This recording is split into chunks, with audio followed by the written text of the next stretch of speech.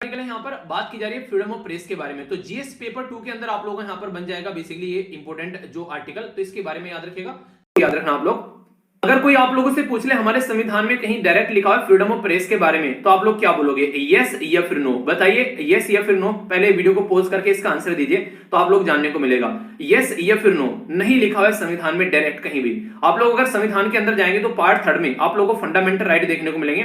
Fundamental right में article 12 से लेकर आर्टिकल 35 तक ये अनुच्छेद दिए हुए हैं। इस अनुच्छेद में जब आप लोग अंदर जाकर झांकोगे तो आप लोग को आर्टिकल 19 देखने को मिलेगा, और आर्टिकल 19 को 1 को जब एक्सप्लेन किया गया तो उसकी एक्सप्लेनेशन में से कोर्ट के द्वारा यहां पर क्या निकाला गया, प्रेस निकाला गया, कि जब यहां पर फ्रीडम की हम लोग बात कर रहे हैं तो उस फ्रीडम के अंदर से आप लोगों को फ्रीडम ऑफ प्रेस भी देखने को मिलेगा। इनके डायरेक्टली संविधान में मेंशन नहीं किया गया है, यहां पर निकालकर आप लोग उसको लेकर आते हैं। तो आर्टिकल 19 का फर्स्ट का ए जो है उसमें फ्रीडम के बारे में बात की जा रही है, तो वहीं से आप लोगों की फ्रीडम ऑफ प्रेस जो है वो निकल कर आती है।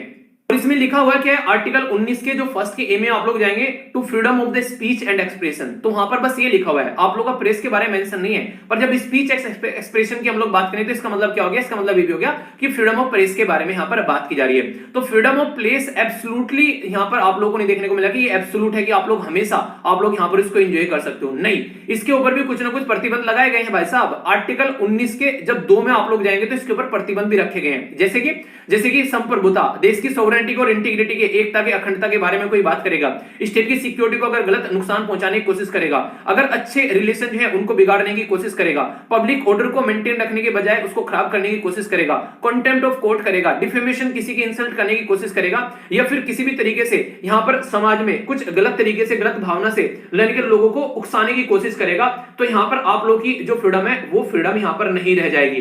तो ये इंपॉर्टेंट मुद्दा है जो कि आप लोग याद रखिएगा, ठीक है, ये काफी ज्यादा जरूरी है यहां पर, जो कि आप लोगों को पता होना चाहिए। हमारी कंट्री में Ramesh Thapar versus state of Madras का केस आया था 1950 में, ठीक है, तो Ramesh Thapar versus state of Madras का केस आया था। तो फ्रीडम ऑफ प्रेस जो है यहां पर वो बोला गया कि काफी इंपॉर्टेंट है, और वहां से निकाल के लाए हम लोग भाई की इस तरीके से फ्रीडम ऑफ प्रेस यहां पर होना चाहिए, और फिर यहां पर चीजें जो है वो आगे बढ़नी चाहिए। तो ये काफी इंपॉर्टेंट यहां पर हो जाता है। और आप लोगों ने यहां पर देखा भी होगा आज की डेट में हमारी कंट्री की हालत जो है वो काफी ज्यादा खस्ता हो चुकी है। कई सारी रिपोर्ट ऐसे निकल कर आई, जैसे कि मैंने आप लोगों से बात भी की थी, यहां पर कई बार बात कर चुका हूं, हमारी कंट्री में डेमोक्रेसी को ये बोला जा रहा है कि एक प्रॉपर डेमोक्रेसी नहीं है, क्योंकि जर्नलिस्ट के मामले में जब बात करें तो प्रॉपर हमारी कंट्री में रिपोर्टिंग की भी पावर नहीं रह गई है, उनको सप्रेस करने की कोशिश की जाती है, उनके ऊपर कई बार उल्टे सीधे आरोप लगाने की कोशिश की जाती है, तो कई सारी थ्रेट यहां पर देखने को मिल रही है। तो जब डेमोक्रेसी के पिलर के बारे में बात करते हैं ना, तो फोर्थ पिलर माना जाता है यहां पर मीडिया को। फोर्थ पिलर यानी कि 3 पिलर कौन से इसके अलावा वो आप लोगों को बताना है, इंपॉर्टेंट है, ये छोटे-छोटे क्वेश्चन आप लोगों को पता होना चाहिए, ठीक है। फिर कल आंसर बताऊंगा तो बता दूंगा,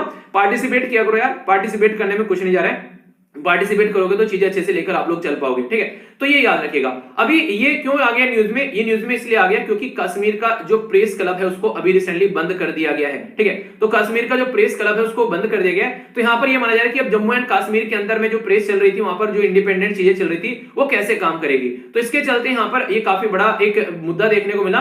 तो एडिटर गिल्ड ऑफ इंडिया जो है उसके द्वारा यहां पर इसके ऊपर एक कंसर्न दिखाया गया है, यानी कि हमारी कंट्री में पूरी जो एडिटर गिल्ड है, जो एक ग्रुप है, उनके द्वारा कंसर्न दिखाया गया कि अब कैसे इंडिपेंडेंट तरीके से कश्मीर के अंदर ये सारी चीजें चल पाएंगी। यानी कि अगर आप लोग यहां पर फ्रीडम ऑफ प्रेस ही नहीं रहने दोगे तो फिर कैसे चीजें यहां पर बन पाएगी, उनका जो बातें कौन रखेगा कल को, किस तरीके से यहां पर क्या क्या मुद्दे हो रहे हैं, तो सारी बातें एक तरीके से मीडिया ही नहीं होगी।